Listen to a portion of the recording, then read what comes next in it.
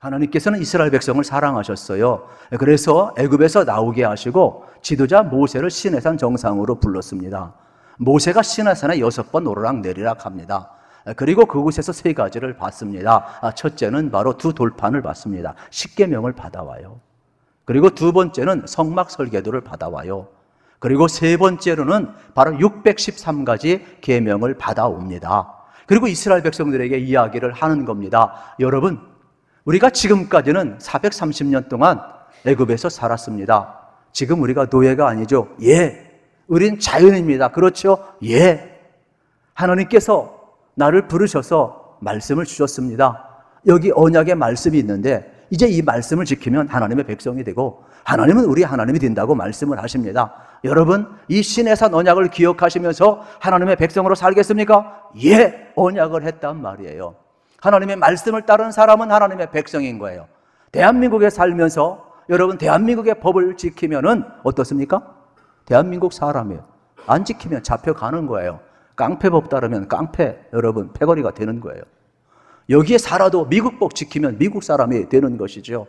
그래서 하나님의 백성은 하나님의 말씀을 지키는 사람이 하나님의 백성이라고 가르쳐 줌을 우리는 발견하게 됩니다. 그러면서 모세가 시내산 언약을 선포하면서 한마디 더 합니다. 하나님께서 우리가 광야를 지나 가나안 땅에 들어가면, 약속의 땅에 들어가면 반드시 7 절기를 지키라고 그랬습니다. 첫 번째는 6월절입니다. 두 번째는 무교절입니다. 7.7절입니다. 초실절입니다. 나팔절입니다. 장막절입니다. 조막절입니다. 이걸 하나님 반드시 지키라고 이야기를 했습니다. 그러면 하나님이 영원토록 우리의 하나님이 되고 우리는 그의 백성이 되고 복된 길을 걸어가게 될 것입니다.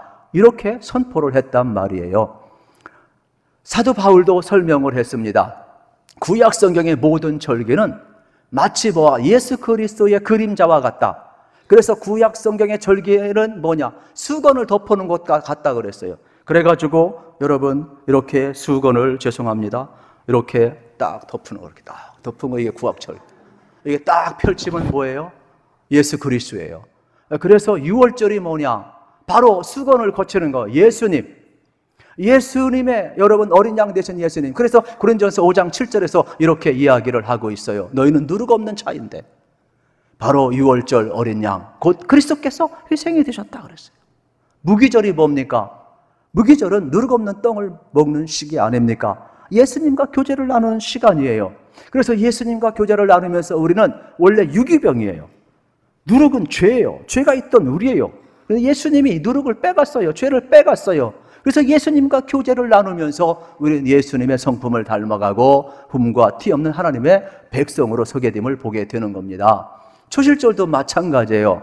예수님께서 죽은 지 3일 만에 부활하셔서 잠자는 자들의 첫 열매가 되셨다 그랬어요. 그래서 우리도 예수 믿는 사람들은 우리가 육신은 죽어도 다시금 어떻게 됩니까? 주님 오시는 그날 부활해서 우리는 영원한 하나님 나라의 영체로 여러분 우리가 부활하고 하나님 나라에 들어가는 귀한 첫 열매가 바로 우리 주님이었음을 가르쳐주고 있는 장면을 보게 됩니다. 그리고 우리 주님께서 부활하신 후 지상에 40일 계셨습니다. 그리고 승천하신 지 열흘 만에 약속하신 성령이 임했습니다. 그래서 그걸 가리켜서 뭐라고 이야기하냐? 오순절 성령 강림절이라고 이야기하는 거예요. 이걸 성경에서는 여러분 헷갈릴 겁니다. 이건 뭐냐? 똑같은 거예요. 그것은 바로 뭐냐? 77절이라고 해요. 7절에서 하시고 77절. 그 다음에 이건 뭐냐? 오순절이라고도 이야기하는 거예요. 이건 뭐라고 이야기하느냐? 성령입니다. 성령 강림절이에요. 그러니까 여기에 나오는 77절, 오순절, 성령 강림절, 맥주절은 같은 말이라 이 말이에요. 같은 말. 그러니까 오늘 절기는 대단히 중요한 거죠. 교회 탄생을 하는 거예요. 복음이 뭔지를 아는 거예요. 맥주 감사절은 여러분 오늘 우리가 얼마나 소중히 지켜야 되는 것인가를 우리가 다시 한번 배울 수 있었으면 참 좋겠습니다. 그러면 교회라는 것은 여러분 어떤 곳이냐? 특별히 우리가 잘 아는 것처럼 여러분 이 땅에는 여러분 교회가 어느 정도 많이 있는 줄 아십니까? 한 250만 개 교회가 있다고 합니다. 그러면 지금 70억, 80억 인구가 되는데 적어도 한 800명에서 900명 정도 교회가 되겠죠. 그러면 전 인류를 여러분 한 교회를 250만 개로 나눠보면 7, 80억 인구는 한 800명 정도, 900명 정도 나눠놓으면 여러분 전부 다 똑같아요. 큰 교회, 작은 교회 필요가 없어요. 그냥 그 정도로 지금 교회가 여러분 이 땅에 많이 존재하는 것을 여러분 알으셔야 되겠습니다. 에베소서 1장 13절 말씀을 같이 한번 읽기를 원합니다. 시작. 그 안에서 너희도 진리의 말씀 곧 너희의 구원의 복음을 듣고 그 안에서 또한 믿어 약속의 성령으로 인치심을 받았으니 아멘. 놀라운 일은 뭐냐? 우리가 복음을 듣고 구원받는 것은 성령의 인치심이 있어야 된다는 겁니다. 성령의 도움이 있어야 된다는 겁니다. 인치심은 도장을 찍는 겁니다. 성령님이 우리에게 너는 하나님의 백성이라고 도장을 찍어야 된다는 겁니다. 우리 집 문서에 도장 찍으면 내고 되는 겁니다. 성령님이 인치심을 허락하면 우리는 하나님의 백성이 되는 겁니다. 우린 죄인인데 말입니다.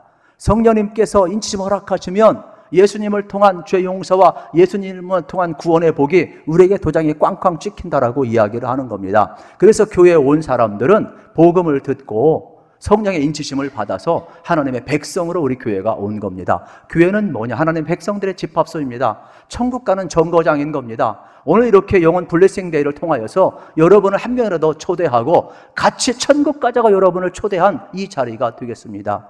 우리가 먼저 성령의 인치심을 받았다면 오늘 초대받은 사람도 여러분 성령의 인치심을 받으셨음을 발견하게 되는 것입니다. 이스라엘 백성들은 반드시 이 절기를 지켰는데 오늘은 맥주 감사 주일이니까 여기 조금만 더 언급하면 이렇습니다. 도시에 사는 사람, 흩어졌던 디아스포라도 전부 다 맥주절을 지켜야 합니다. 나는 도시 사니까 안 지키겠다. 아닙니다. 이스라엘 모든 사람들은 절기 때 전부 와야 합니다. 그래서 자기가 도시에 살고 외국에 살고 흩어져 있다면은 내가 그 절기에는 어느 마을에 가가지고 보리농사 짓는 그 농부집에 가서 내가 지키겠다고 미리 예약을 해야 됩니다. 그리고 그 비용을 줘야 됩니다. 그리고 절기에 다 와야 됩니다. 그리고 어떻게 하냐? 이스라엘은 하루를 시작을 어떻게 하느냐? 해가 질 저녁부터 그 다음날 해가 질 때까지를 하루로 계산을 합니다. 그래서 절기날이 되면은 전부 다 순례객들이 모여와가지고 어떻게 합니까? 이제 그들은 그 농사 짓는 보리밥 그 주인이 이제 바구니를 하나 메고 잘 되는 낫을 하나 들고 갑니다. 그리고 쭉 보리밭을 향해 가면 함께 절기를 지키기 위해서 왔던 사람들이 똘랑똘랑 이렇게 따라가는 겁니다. 이렇게. 그리고 그 보리밭을 뺑 둘러섭니다. 그리고 감사합니다. 찬양합니다. 축제를 벌입니다. 그리고 나서 이제 해질녘 무렵에게 떨어질 때 하루에 시작하는 그 순간에 딱 카운트다운을 합니다. 그래가지고 그 주인이 어떻게 합니까? 볼이 잘 익은 한 그 몇 금을 붙잡고 나서 낫을 딱 대고 이야기합니다. 여러분 지금 해가 졌습니까? 그러면 어떻게 합니까? 거기에 둘러선 모든 사람들이 해가 졌습니다. 이야기를 하는 겁니다. 여러분 따라서 해가 졌습니까? 그렇게 하는 겁니다. 그리고 이야기합니다. 그러면은 이제 이 보리삭을, 이 보리뼈를 여러분 배도 되겠습니까? 그러면 뭐라고요? 둘러선 사람이 예, 비워도 되겠습니다. 그러면 예, 비겠습니다. 그리고 주인이 어떻게 합니까? 비는 겁니다. 그리고 한 사람 한 사람씩 그것을 주는 거예요. 그러면 어때? 보리단을 자기들이 묶고 어깨에 쥐고 전부 다 같이 어떻게 합니까? 노래 부르면서 함께 회당, 성전을 향해서 오게 되는 것이죠. 그리고 와서 그들은 하나님 앞에 다 바쳤습니다.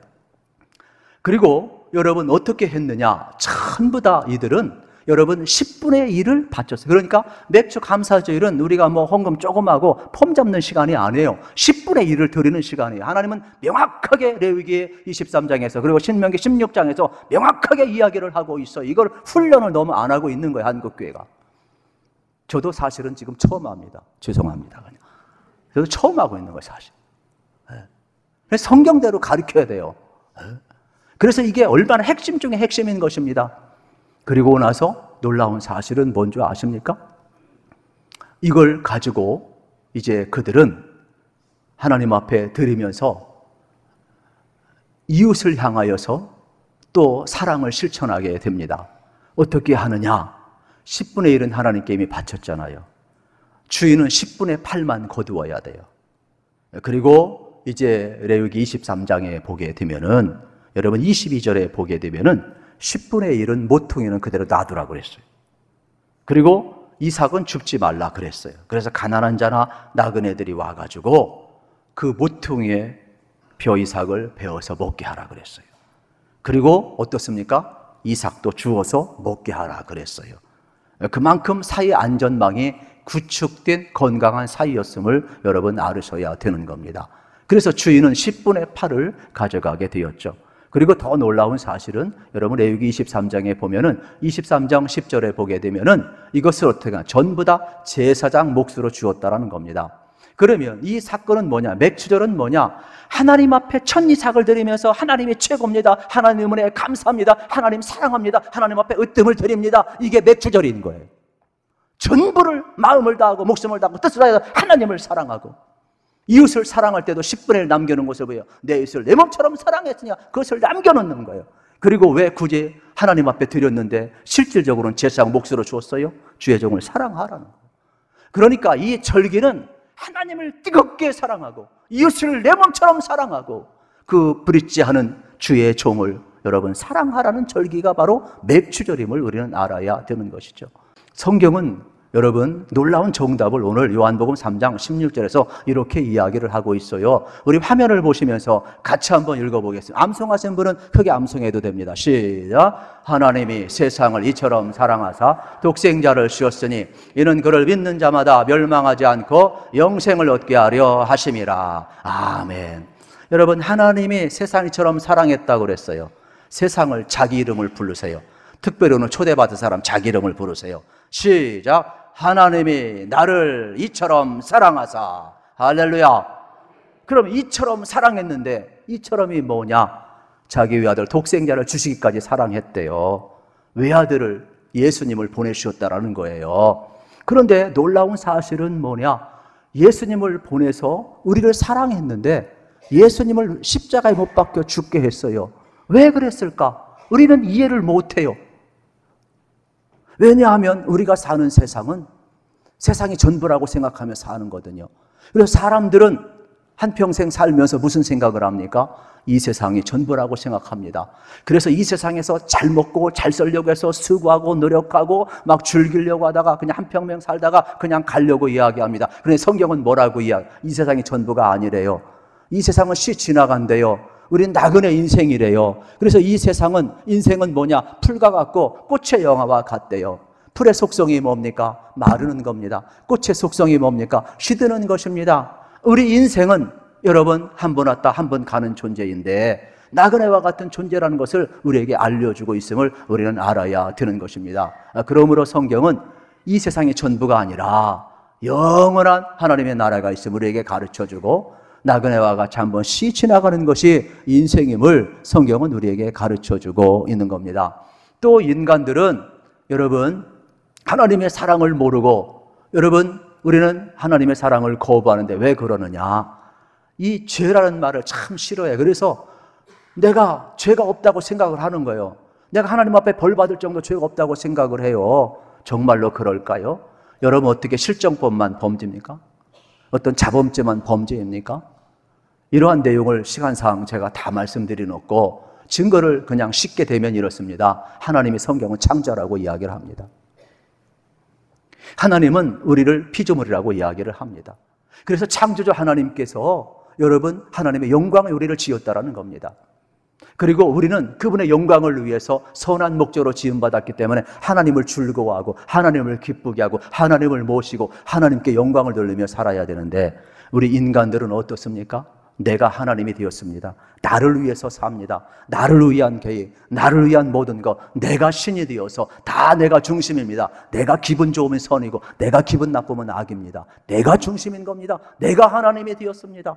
이것처럼 여러분 하나님 앞에 범죄한 게 어디 있습니까? 또 여러분 사람은 죽습니다. 이것은 뭐예요? 인류의 시주 아담이 있었는데 하나님 말씀하셨습니다. 나는 창조하고 너희는 피조물인데 다 너희에게 주겠다. 그러나 선악을 알게 하는 이 선악과 나무는 절대로 먹지 말라 이야기했는데 타락한 천사가 뱀의 모양으로 나타나서 꼬였을 때 이거 먹으면 하나님처럼 되리라 그러니까 하와하고 아담이 꼴딱 넘어갔어요. 먹고 나니까 부끄러움만 보이는 것뿐이에요. 그래서 하나님 말씀합니다. 너는 정령 죽이라 했지 않느냐? 그러므로 너는 흑인이 흑으로 돌아갈지니라 그랬어요. 그래서 우리에게는 사망이 왔어요. 그러니까 이 죄의 싹스 사망이기 때문에 인간이 다 죽는 걸 여러분 알으셔야 돼요. 여러분 우리가 아무리 살아도 100세 시대 해도 여러분 여기 100세 사는 사람 별로 없어요. 제가 우리 교회 장례식 했는데 한 94세? 예? 오늘도 뭐 우리 가족이 왔습니다마는 제일 장수한 사람 같았어요. 여기 90세 넘은 사람 손 들어봐. 제가 밥 사드릴게요 오늘. 없어요. 성경은 뭐라고 이야기하느냐. 아무리 100세 시대를 이야기해도 인생의 연수가 70이요 80이라고 이야기를 하는 겁니다. 여러분 지금 살아있으면 여러분 감사하시기를 축복합니다. 인류가요 70억 80억이 넘지만 일주일에 100만 명씩 죽어요. 오늘 초대받으신 분 다음 주에 꼭 오시길 축복합니다. 다음 주에 안 오면 100만 명 속에 속해 있는 사람이 되니까 꼭 오셔야 돼요. 살아있는 게 축복임을 여러분 알으셔야 돼요. 우리는 육신의 부모로부터 받은 생명은 누구나 다 죽습니다. 그러나 예수님을 믿는 사람, 예수님을 통해 영생을 얻은 사람, 조에 예수의 생명이 들어온 사람은 죽어도 다시금 살고 영원한 하나님 나라 영생을 얻었다고 이야기를 했습니다. 그래서 이것을 모르기 때문에 하나님께서 얼마나 그 사랑이 컸던지 그냥 놔두면 인류가 멸망의 길로 걸어갑니다. 그래서 견딜 수가 없습니다.